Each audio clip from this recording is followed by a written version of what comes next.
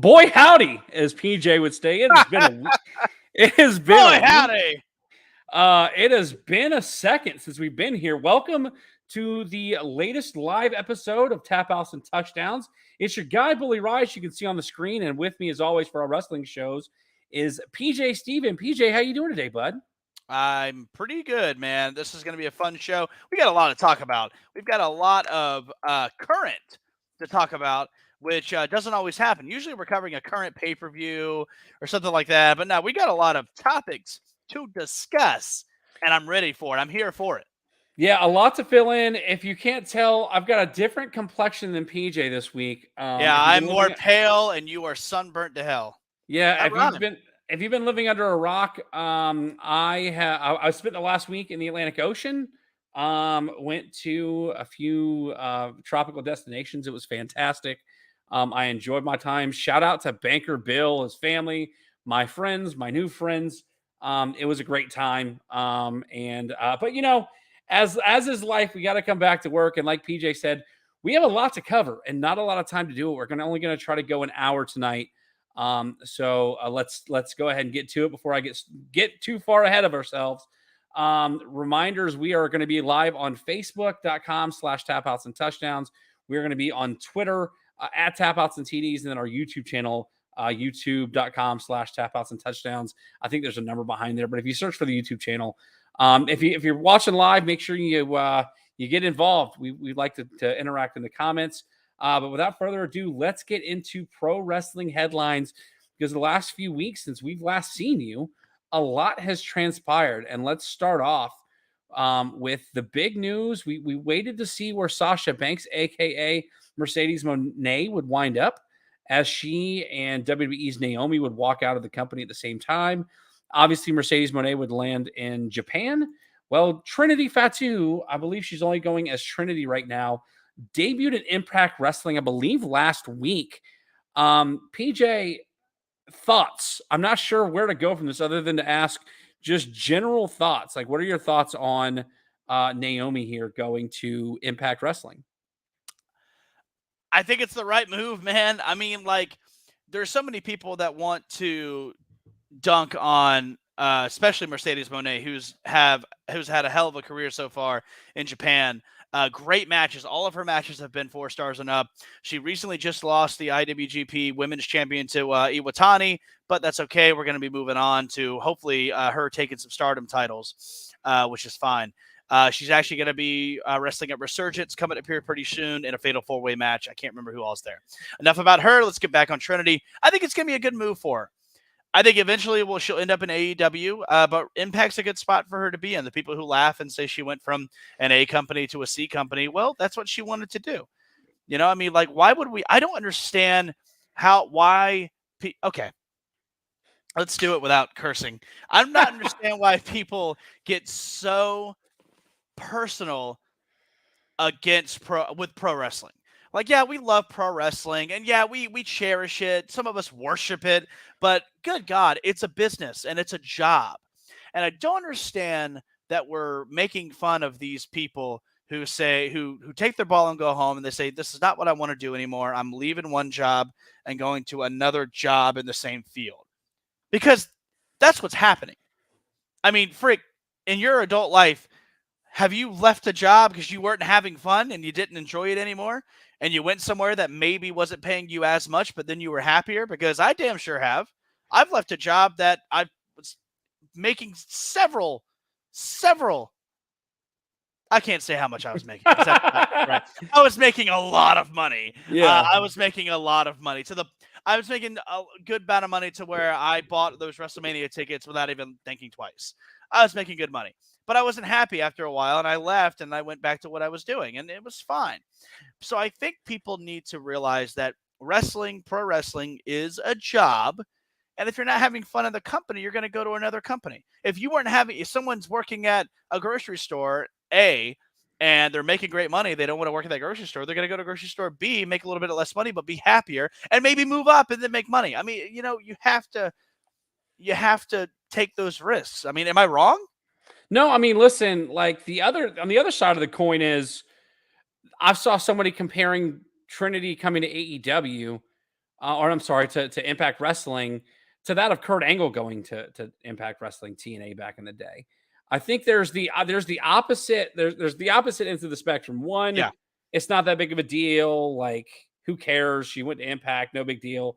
Or like, she's gonna bring eyes to Impact Wrestling. There are plenty of guys that have come to Impact Wrestling that have or haven't really brought people to that brand. I unfortunately think Impact Wrestling is so far gone that Trinity, Mercedes Monet.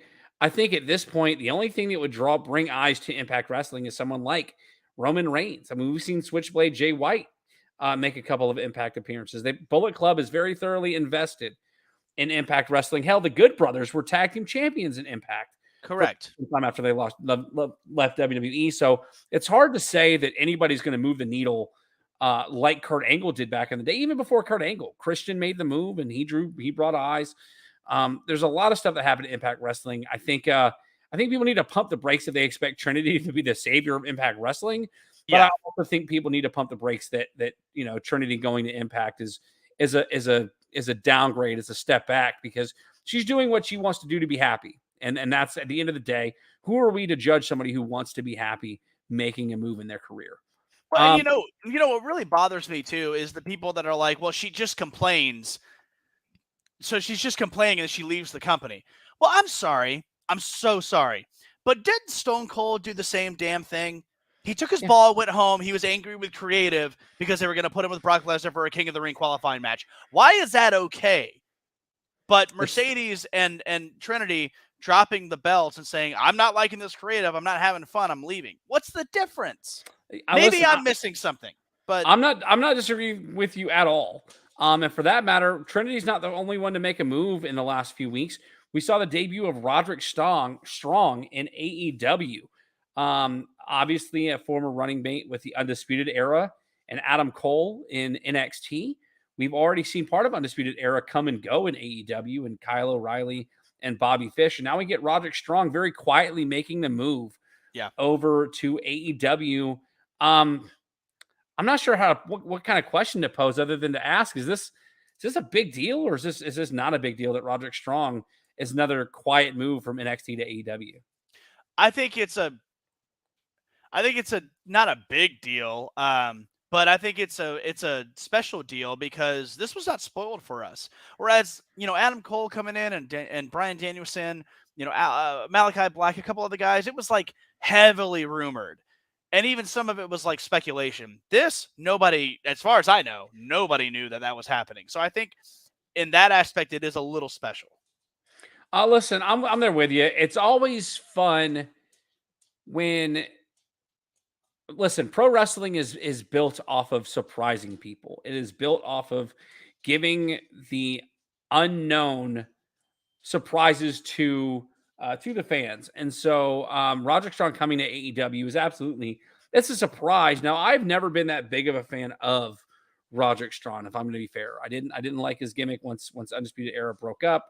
And what was the faction that he had in NXT? Do you remember the I mean, it was a big one. I really only watched a lot of Roderick Strong during the Black and Gold era of NXT and his PWG and Ring of Honor stuff. I really didn't follow it after that. It's gonna drive me nuts because he had, like, they were a big deal. It was him and the Creed brothers, and it's gonna drive me nuts because I can't remember the team he was in. Was it him Dyad? When you said the Creed brother, yeah. Go ahead, yeah. No, it doesn't really matter. It is what it is. Roderick Strong's now in AEW. We'll see if he's another star that goes by the wayside, if you want to call him a star. But I digress. The other bigger news coming out of the last couple weeks belongs to that of Phil Brooks, otherwise known as CM Punk. The last time we saw CM Punk was the infamous media scrum in AEW, the infamous suspensions of him, the Elite, Matt and Nick Jackson and Kenny Omega, after CM Punk won the AEW World Championship that very same night, essentially. Rumors swirling around that he was both backstage at WWE Monday Night Raw and Impact. Apparently he was playing like Uno with some of the guys over at Impact. Yeah. Listen, PJ, I don't know if they're saving face for CM Punk from my perspective at this point. There's a lot of guys in locker rooms that really like CM Punk, that were heavily influenced by CM Punk. They enjoy his work. There's no denying that he's a decent mic guy. Like, I mean, the most infamous CM Punk drop ever was that the infamous mic or what was it, the mic bomb? What do they call it? The pipe bomb. Thank you. Where he shows up on Monday Night Raw in a Stone Cold Steve Austin shirt and just kind of buries everybody in WWE. Unfortunately, since then he has aged, and he did not age well. His return to AEW was lackluster at best. But it sounds like, or at least it feels like, he is on an image control tour so that he can That's eventually. a fantastic way to put it. That's a fantastic way to put it. So that he can try to be welcomed back into a locker room. Like, I think he wants to return to AEW. Who like FTR has gone on record saying they would like to work with him, maybe in a trios type form where they get to vie for the AEW Trios Championships. PJ, what do you make of the CM Punk stuff where he's going backstage and making this this tour, so to speak, for whatever you want to call it, publicity, whatever the case is? I don't care. That's I don't fair. because I don't hold CM Punk on this big pedestal. I mean, it's just I never got bit by him. I never really cared. Yeah, he's edgy. Yeah, you say decent mic guy. Yeah, he can say things that can make you go whoop. But I guess your I dog's guess in the background, dogs like, are into CM Punk. But yeah. no, I just one of those things. I'm just not into it. Listen, yeah, it's hard to really kind of go into deep dive into CM Punk, considering that, like, even the go to sleep is done better by Kenta in New Japan. You've got other variations of the go to sleep, like the A-Town Down finisher by Austin Theory. Now it's very similar in technique. Um, I I said this weeks ago, when we talked about the media scrum. I don't care to see CM Punk ever in a professional wrestling ring again. I don't care to see him on a microphone. I don't care to see him backstage. I don't care to see him in a commentary capacity. I don't care to see CM Punk ever again. There's a chance that he winds up in the WWE Hall of Fame at some point as he's trying to go back and repair his image. But again, I can't say it enough. I don't care. It's funny because we talked about maybe it was last year. I guess I had to have been. We talked about the return of Edge and the return of CM Punk and which one means more. Do you remember that? And Yeah. I remember saying that, like, they were both, to me, they were both kind of lackluster, but Edge's return meant way more to the business and way more to the respective companies, and it's not even close. So yeah, I mean, yeah, CM Punk's return was so lackluster, as you put it, that I don't care to ever see him again either, honestly. Sorry. Well, we talk about real quick, shout out to Volley Polly coming in the Facebook thread. Remember, if you're watching live, leave a comment so we can respond to it live on the air. As we always do. We talked about things that make an impact in the wrestling world. WWE has done it once again. They're trying to make an impact in their own pun not intended into pro wrestling as they impact. Yeah, you like that? Yeah. As they have gone again and established their brand draft. The WWE draft has taken place yet again. We are on the curtails of it. The draft I guess it resumed last night. It's completed last night, and we have all new rosters for both Raw and SmackDown. I'm not going to go through the whole rosters, but if you're watching the live video, you will see across the ticker, starting off with the Monday Night Raw. Volley Polly actually asked us to grade these drafts. So without going into the entire roster, PJ, I'm not sure how much you've gotten to watch lately. Obviously, I've been in the Atlantic Ocean, so I didn't get to watch all of Friday Night SmackDown. I sort of tuned in here and there to Monday Night Raw. They also had supplemental drafts, both after SmackDown and after Raw last evening. So there are some roster signings that we did not see live on one of those shows. Let's start off with Monday Night Raw, PJ. Anything stand out on Raw? Anybody that you didn't see wind up on Raw that should have, or do they pretty much get it right with the roster shakeup here on Mondays? I do think that they got it right for the most part. I mean, it's hard to judge a draft. And when you presented that question to me, I was literally trying to think of like, how do I grade a draft?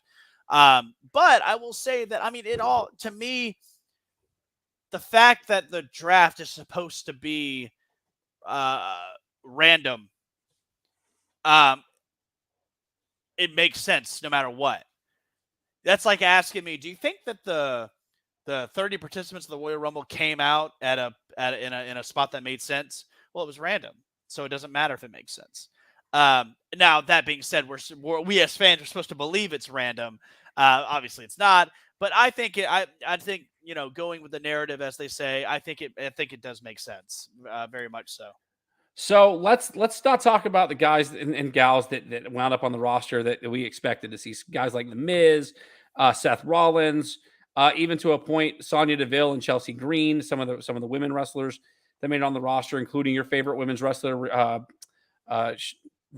should say, Ronda Rousey and Shayna Baszler. That's awful.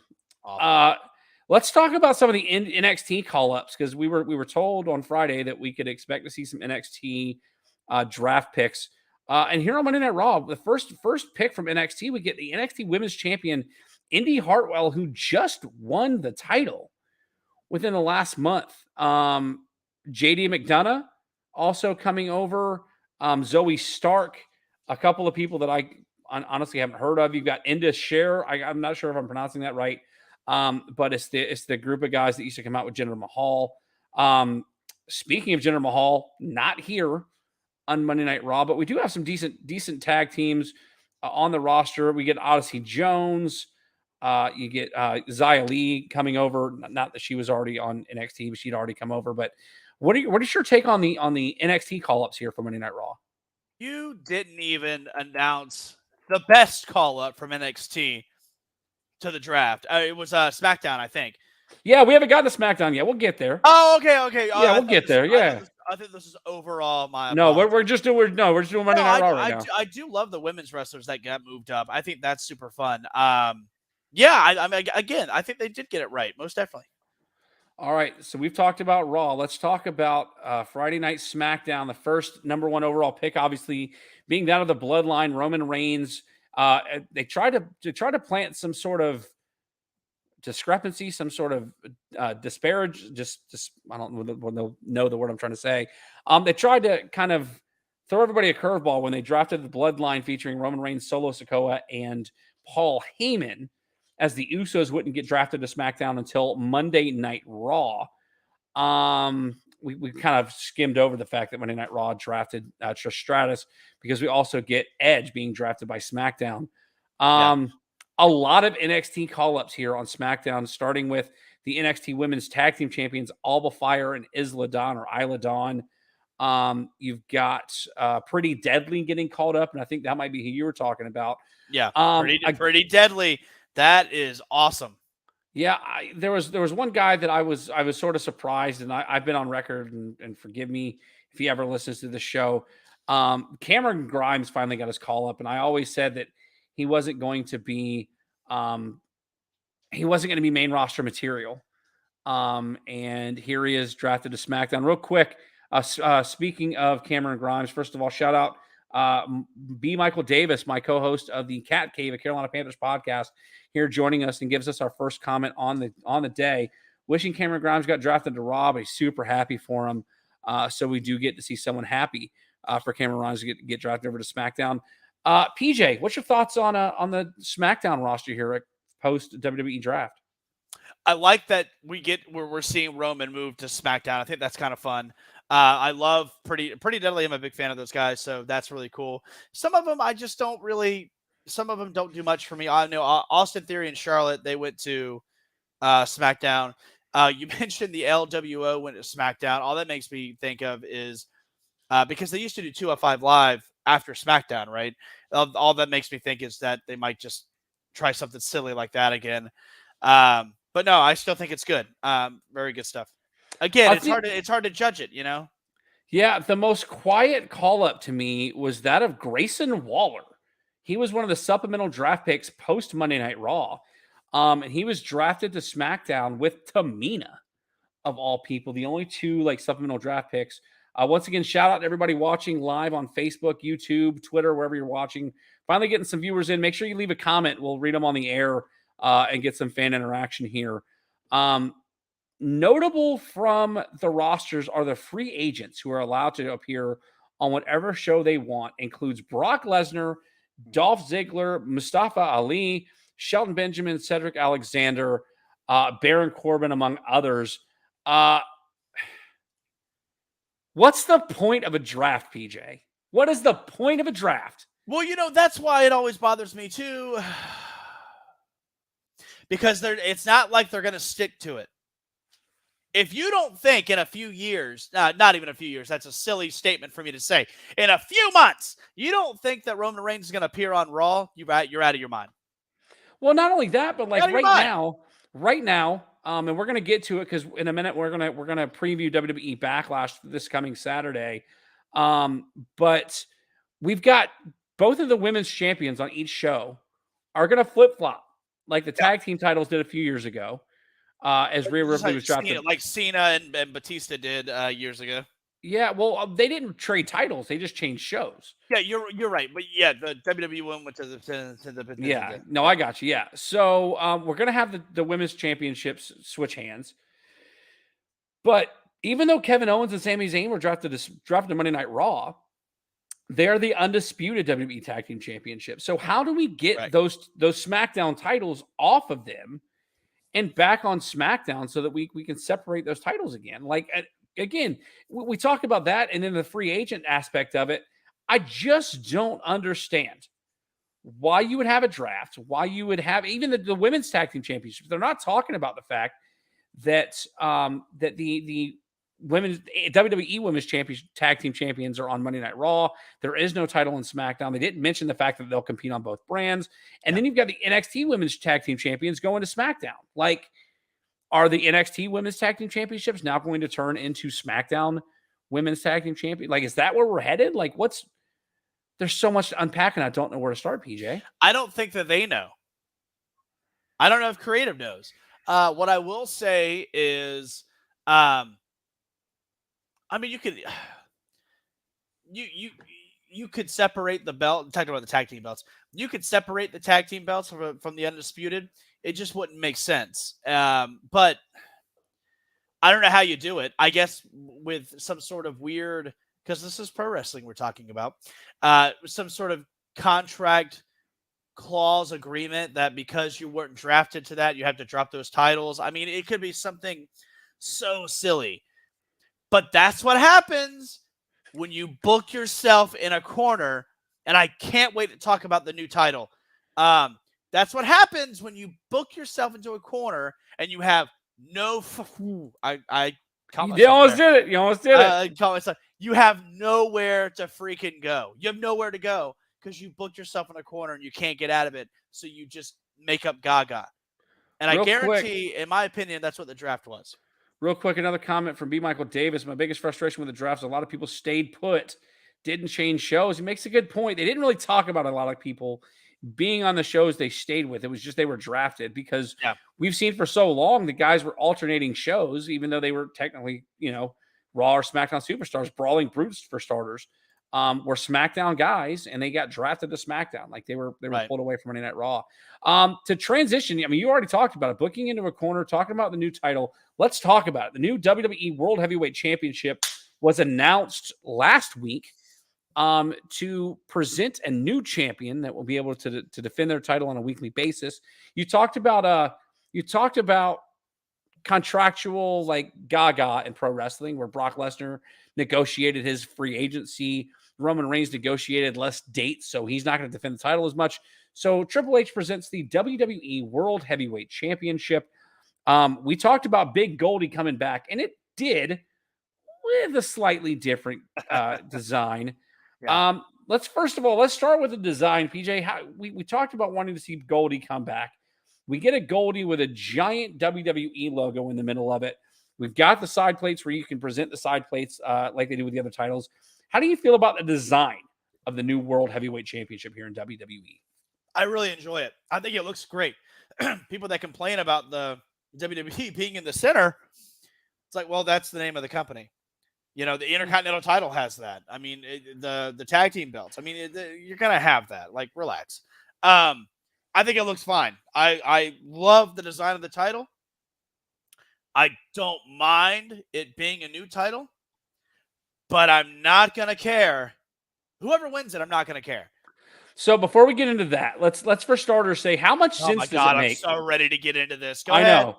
For how much sense does it make that the other championship that Roman Reigns is holding on his shoulders around his waist says WWE World Heavyweight Champion? Like, how much sense does this make? Like, are we going to see are we going to see those two titles combined into one belt again? Like, what are they calling that title? Well, that's what I would do, but it's so stupid. The worst part about it was on Monday Night Raw last night, somebody said that or I think it was The Miz that said, you could be the first ever WWE World Heavyweight Champion. I'm like, Miz, you just want everybody to pretend like that black belt doesn't say World Heavyweight Champion on it. Yeah. Like, so what you've done is you've made, and I've talked about this for a long time, that wrestlers, it's their job to wrestle. They can have bad days. Sometimes their mat hits or their back hits the mat for more than 3 seconds. They lose the match. But what you've done is you've created this superstar aura over some of your wrestlers, like a Roman Reigns, who just can't be beaten, can't have a bad day. Roman Reigns can't lose at all. He cannot have a bad day and lose that belt. So what you've done is you're lazy and you've said, well, we can't beat him to get the belt off. Let's make a new belt. We'll make a new belt that we can give to somebody else so that they don't have to beat Roman. That's silly. And it doesn't make any, and it's going to make it to where whoever wins it, like if Cody wins it, well, you just gave him that so that you couldn't beat Roman. Whoever wins it, it does not matter. And it's hard to switch it off, because what I want to say is, well, belts are just props and wins and losses don't matter in a fixed sports entertainment. And that's true. The belt is just a prop. But you've presented it in this way to where we're supposed to care about this prop. Why would we care about this belt? If to your point, you've already got a world heavyweight champion. You just want to give it to somebody else because you can't beat Roman, because you have booked it into a creative hole that you don't have the shovel to dig yourself out. And that's hypocrisy at the highest level, by the way. And it's ridiculous. PJ throwing hot fire. So I know you said you don't care, but if you had to predict who's going to be the first new World Heavyweight Champion, I'll tell you who I think it should be and who I think it will be. I think it should be Cody Rhodes.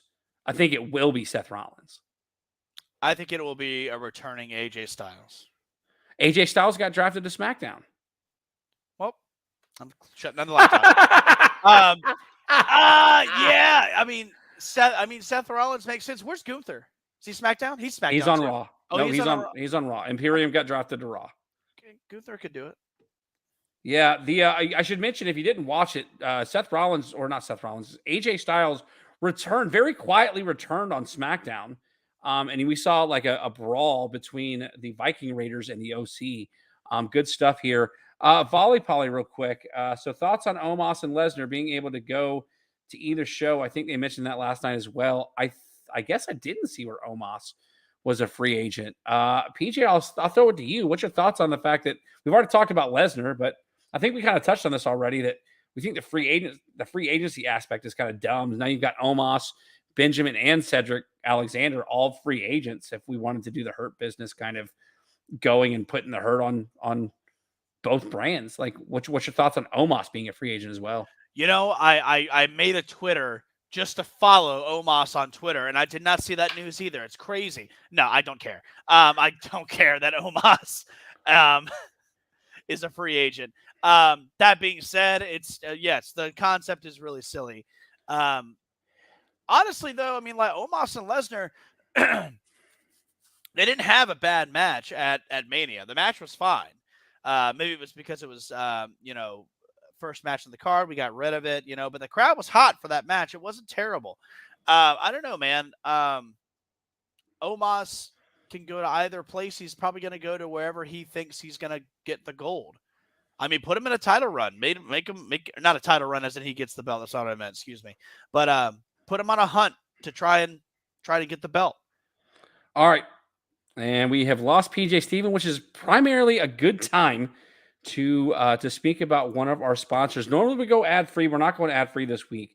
Let's talk about our sponsor, Carolina Business Equipment. With offices in Charleston, Greenville, Columbia, and Florence, Carolina Business Equipment can supply your copiers, computers, and printers anywhere in the state of South Carolina.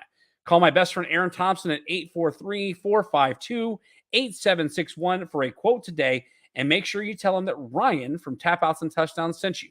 Carolina Business Equipment, you worry about your business, let us handle your technology. And with that being said, let's bring PJ Steven back in. PJ, before we move on to the Backlash preview, let's grade. Volley Polly asked us to grade the drafts for Raw and SmackDown. If you had to give Raw a letter grade based on the rosters, what would you give Monday Night Raw? A C, because they didn't put AJ on Raw, and that made me incorrect. I don't like that. All right, I'm gonna give Monday Night Raw a solid B plus. You've got Cody Rhodes there, which is the babyface you want, but you've also got Seth Rollins, who somehow was turned into a babyface after all this time. So I'm giving them a B plus because I think they've got enough baby faces. I'm not sure if they have enough heels over there on Monday Night Raw. PJ, what's your grade for Friday Night SmackDown? I will agree with your Raw. Grade. I'll give it the same grade. I think SmackDown deserves a B plus. Yeah, I'm right there with you. Again, plenty of star power. You got Bobby Lashley. He can get into a nice little program with Roman Reigns. Obviously, the Bloodline will continue to run roughshod over SmackDown. And it's going to start this Saturday in San Juan, Puerto Rico. WWE Backlash 2023, May 6th. A very short card, but it's people are getting excited about it. Let's start off with the first match that I wanted to talk about here. The street fight. Bad Bunny was supposed to be the host of this Backlash event, and now he is going to have a street fight with the man he partnered or paired with from WrestleMania just a few short years ago, in Damian Priest of the Judgment Day. PJ, you excited about this? Who you got winning this match? All right, so the next match after it is come on. No, let's just real quick. I mean, I'm not excited. I don't, it'll probably be fun. Bad Bunny's not bad in the ring. I mean, he's better than some of the talent the E has. I don't. Unpopular opinion. I think Bad Bunny's a better performer than Logan Paul. I think he. Yeah, I think he's probably a better person. Yeah, let's go with that too. I'm kind of excited for this match. Like Bad Bunny, I think he sells a little better than Logan Paul. Obviously, this is for the attraction. This is for the recognition for Bad Bunny against Damian Priest. I think Bad Bunny probably goes over with some Gaga. Sure. But I think it'll be more entertaining than we're expecting. Next up on the card, we talked about them both. Omos being a free agent, Seth Rollins potentially being the first WWE World Heavyweight Champion of the new era. Seth Rollins just kind of thrown into a match with Omos here. PJ, anything to look forward to with this match? I mean, like I said, Omos had a decent match with Lesnar. Maybe Rollins will bring out the best of him here. It is a match that was just totally thrown together, but I've got potential for this match. It might be really good. Yeah, I've got Seth Rollins going over here. Again, it's Omos, for being a giant, is taking a lot of losses a la Ron Reese. Quick shout out to Baker Bill, giving the compliment on the shirt from the cruise that we just went on. So thanks, Baker Bill, for tuning in. Next up on WWE Backlash 2023, the Raw or SmackDown Women's Championship. I don't know how you want to call it right now. They are promoting the WWE Raw Women's Championship being on the line as Bianca Belair defending against Io Sky. But we both know that after the show, the titles are going to switch hands as far as the Raw going to SmackDown, SmackDown going to Raw. Bianca wins this, right? Like nothing Yeah. weird happens out of this. But honestly, dude, she's got her team with her. It might happen. I doubt it, but it would still be fun. Yeah, I think it's going to be a decent match. Both of these women know how to work, but it's to me, it's the idea that they're going to swap titles after the show that sort of rubs me the wrong way. Next up on the card, we get a triple threat. My guy Bronson Reed getting a shot at his first title on the main roster. Austin Theory defending the United States Championship against both Bronson Reed and Bobby Lashley. However, the Intercontinental Championship is slated to stay on Monday Night Raw. So we are probably looking towards a SmackDown superstar retaining the United States Championship, which leaves it basically between Austin Theory and Bobby Lashley as Bronson Reed was drafted to Monday Night Raw. Does Austin Theory lose the title here, or does he continue to carry this strap for the foreseeable future? Man, I hope Bronson Reed wins, man. Bronson Reed, Jonah, that's my dude. That's our dude. But no, I think Austin Theory does keep it here, unfortunately. I'm a big Bronson Reed fan. I am so excited to see what they do with Bronson Reed post draft. Yeah. I would love to see him in a feud with Gunther and Imperium, because I think Bronson Reed could be the guy that takes the title off of Gunther that would eventually propel Gunther into the World Heavyweight Championship picture, especially if they put it on Cody Rhodes like I expect them to. That's a really good point. If you guys haven't seen any of Bronson Reed or Jonah, as he was called in the Indies in New Japan, go out of your way to watch G1 Climax match between Kazuchika Okada and Jonah. Fantastic match, just ridiculous. Go out of your way to watch that. It's great stuff. Next up on this Backlash, coming up this Saturday, May 6th from San Juan, Puerto Rico. Once again, another women's championship is on the line as the SmackDown or Raw Women's Championship is on the line. Rhea Ripley defends against hometown girl Zelina Vega. I think they just put Vega in this limelight so that the LWO merchandise is the best-selling merch in WWE for the last 3 weeks. Yes, it is. She is going back home. I think it's her first match ever in Puerto Rico since joining WWE. But there's no way that she goes over Rhea Ripley, right? No, not even close. Hopefully it'll be an entertaining match. Zelina Vega has been sort of iffy in the ring at times, so hopefully this is a decent match. I got a feeling it could very well be a squash, but we will see. I mean, you got to think you've got the Judgment Day coming with Rhea Ripley. You've got LWO with Zelina Vega. You could see some involvement here and see some Gaga. So it'll be interesting to see how this goes. Next up, I'm not sure what they're going to make the main event of this card. I would imagine it would not be this, but this would probably be the second guess for the main event of this show. The Monday after WrestleMania, we saw Brock Lesnar supposed to team up against Cody Rhodes to take on the Bloodline, and instead Brock Lesnar violently attacks Cody Rhodes. It leads to this match with Cody Rhodes taking on the free agent Brock Lesnar here at Backlash. PJ, I don't have high expectations for this match. What do you feel about this Cody Rhodes versus Brock match? I think it might be the second best match on the card, besides what you probably are going to think is the main event, which is the 6-man tag that we're going to talk about later. I think it'll be pretty good. I think it'll be good. Unfortunately, it's probably going to end in a DQ because it's like, God, who do you put over? I mean, again, you talk about, redundancy, backing yourself in a corner creatively, but who do you put over, man? I don't think there's a way that Cody doesn't go over here. I think it's not going to be clean. I think there's going to be. I'm not you saying that to say that like Cody's going to cheat to win, but there's gonna have to be some sort of like Brock hits the ring post, or Brock slips up and goes to a table. Something's going to happen. Cody has to go over Brock Lesnar.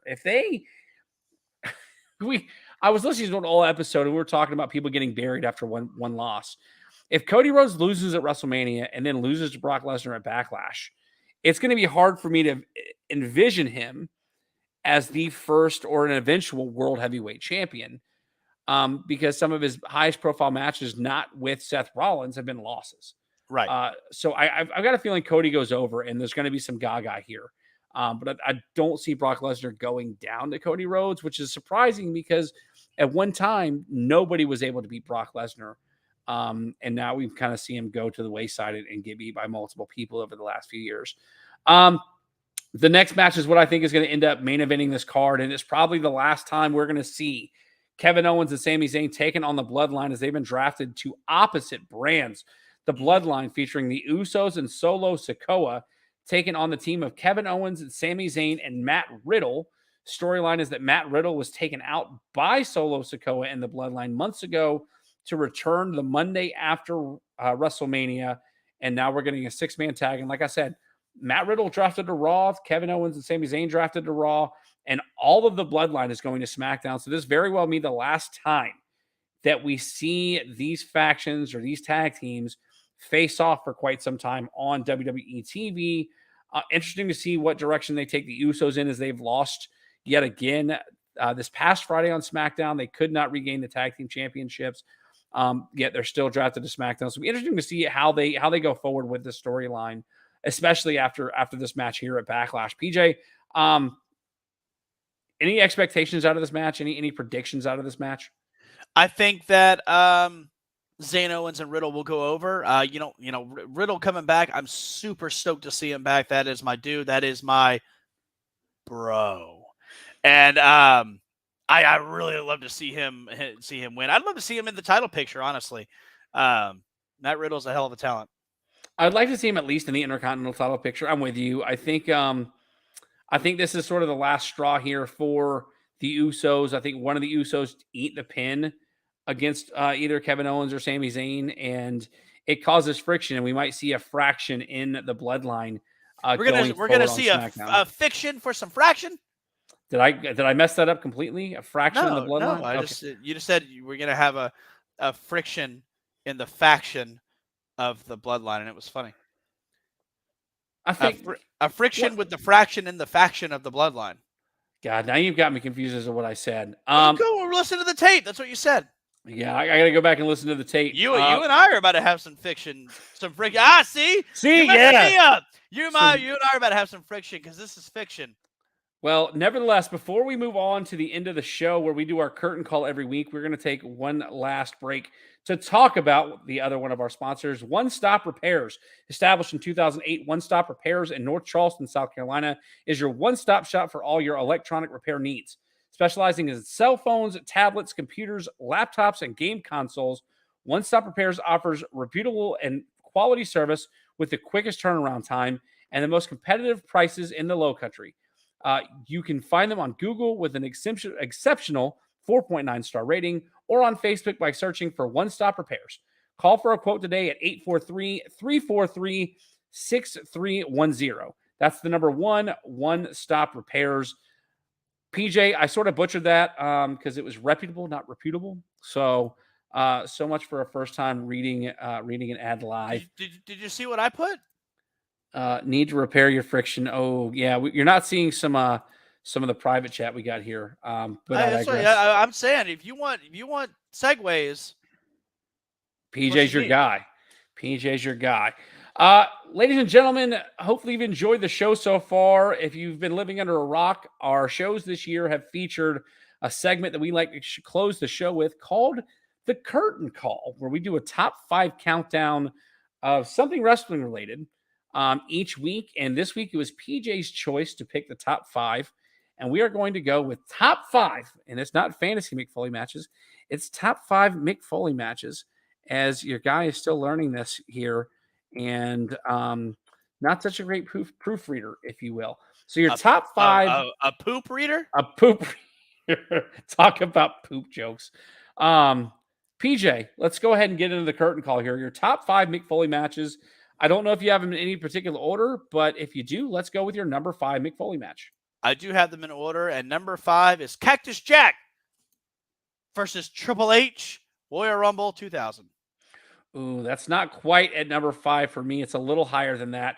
My number 5 is that's the Hell in a Cell, by the way. The Hell in a Cell with that was that two? I thought it was a different year. I didn't think that was 2000. I thought it was 2002. No, that wasn't 2002. No way. I'm gonna let you look it up as I go over my number 5 because I'm pretty sure 2000 was their first Hell in a Cell. They had a second one that ended Mick Foley's career, but I could be wrong. My number 5 features his gimmick Dude Love from WWE In Your House Over the Edge, 1998, as he was sort of Oh, I'm paired. sorry. That was the street fight. That was a street fight. I was right. That was the street fight. Royal Rumble 2000. When was there Hell in a Cell? It wasn't 2002, was it? It was later because it was Mick Foley's final match in WWE. So it was much later than that. But yeah, the gimmick with Dude Love and Stone Cold Steve Austin, they were tag team partners. Dude Love would sort of align himself with the Authority, or it wasn't the Authority back then; it was the Corporation, and he would take on Stone Cold Steve Austin for the world title.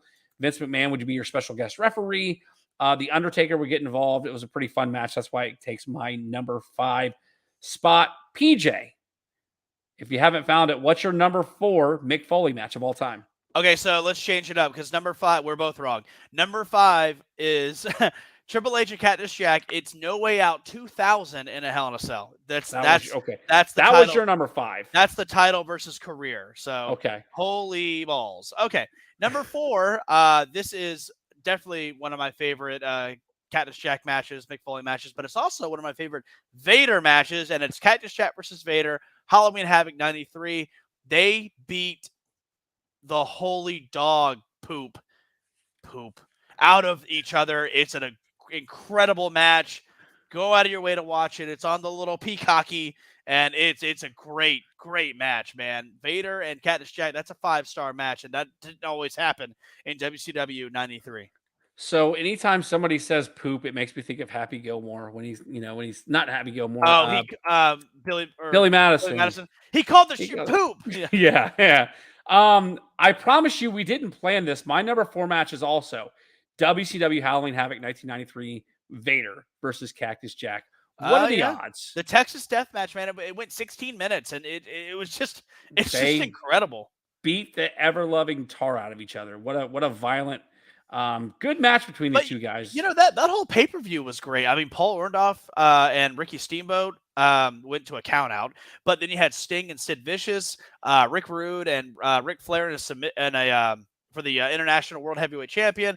Your boys, the Nasty Boys, taking on Marcus Badwell and Too Cold Scorpio, Dustin Rhodes and Steve Austin. I mean, Halloween Havoc 93 had it going on, man. It was a good card. But we're gonna stick with Mick Foley here. PJ, give me your number 3 Mick Foley match. Okay, you're not going to agree with this at all, and it's not a great match, but the aftermath of the match was a big deal, and it was the only one, and it was super fun. The Boiler Room Brawl, SummerSlam 96, Undertaker and Mankind. Such garbage. I love that match. You are insane. And you get Paul Bearer turning on Taker. I get it. With Mankind. Mankind and Taker is one of my favorite rivalries of all time, next to Kane and Taker. We've reviewed that match on the show, and that match was it's amazing. I know. Was garbage juice. It was not. It's great. Oh, it's not a 5-star match, but listen, it's 3.5. You have the right to your opinion. My number 3 is from the Royal Rumble 2000, the street fight Triple H versus Cactus Jack. That is my number 3 on the list. The reason that match is not higher for me is because of the finish, which has The Rock coming out and having to rock bottom Triple H. And then I don't know. I didn't love it. I'm glad you mentioned The Rock because he winds up in my number 2 spot. I'm going to give you my number 2 Mick Foley match of all time. WWE Monday Night Raw from January 4th, 1999. They're going to have our former Cactus Jack win their world title. Ugh, that ought to put some butts in the seats. Mankind versus The Rock for the WWF Championship. Mick Foley's first ever World Heavyweight Championship run from Monday Night Raw 1994. If nothing more than the fact that it was Mick Foley's first world title. Monday Night Raw 1994? No, I'm sorry, 1999. Sorry. 1999. What did I say? January 4th, 1999. Yeah, there you go. Yeah, there I go. But nevertheless, just everything that was around it. I believe Stone Cold got involved in the match. DX Oh got my involved in the God. match. Yeah. That pop for Stone Cold. DX lifts Mick Foley above their heads, on their shoulders throughout the ring. The title reign did not last that long, but infamously shifted the Monday Night War. Yeah. As a collective of hundreds of thousands of people turned their television sets from WCW Monday Night Show to watch Mick Foley, Mankind, win the WWF title. PJ, And- what is your number 2 Mick Foley match? It's the same thing. It's the same thing. Is it really? Yeah, it's funny, guys. It's the same thing. Are you kidding me? We yeah, got 2 of the same. Yeah, it's the same thing. And I love the aftermath with it's such good stuff. With the at the risk of it sounding not very cool, I want to give a little shout out to the 2 little guys at home and just tell them, Daddy-O did it. Oh my God, tears, man. And Vince is just, oh, I'm gonna puke. I'm gonna puke. You know, it's so good. That's really Oh, good. that match is so good. And, It's great storytelling at its finest. It really, really is, man. You really feel for Mick Foley. You know, Precious Foley's baby boy has done it, and it's amazing, amazing. All right, PJ. I think we have the same number 4, the same number 2. I'm pretty sure we're gonna have the same number 1. Give me your best Mick Foley match, or your top Mick Foley match of all time. Yeah, my favorite Mick Foley match, what I think is his best match. I'd like to give a little bit of a honorable mention. Mankind and Shawn Michaels at Mind Games. I think that's 96. I think that was 96. Mind Games. Great pay-per-view in your house, Mind Games. But that match to me was super fun. And that was a match too that a lot of people didn't think was going to be very good, because you definitely have a clash of styles there. You don't have Shawn working with the big guy. You have him working with Mankind, which is just a little strange. But a lot of people thought it was going to be strange, but it was very well done. Great match. My number 1 is Edge and Mick Foley in a hardcore match at WrestleMania 22. I wasn't expecting that, so we don't have the same number 1. That is, to me, let me explain. So yeah, that is Mick Foley's best match and my favorite match from Mick Foley, because one, he finally got his WrestleMania moment. That was his big thing with the Evolution match with the year prior with him and Rock. I think that was WrestleMania 21 with him and Rock versus Evolution, and it wasn't that great. And he said, I want a WrestleMania moment, and him and Edge put on, just a amazing storytelling match, but it was also a hardcore match. You don't see a lot of hardcore matches with a great story. That had a great story.